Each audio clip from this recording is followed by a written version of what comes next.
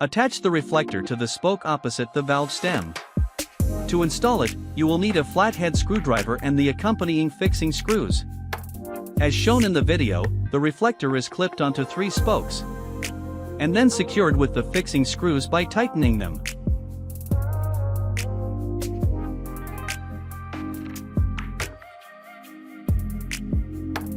The reflector for the rear wheel is installed in the same manner.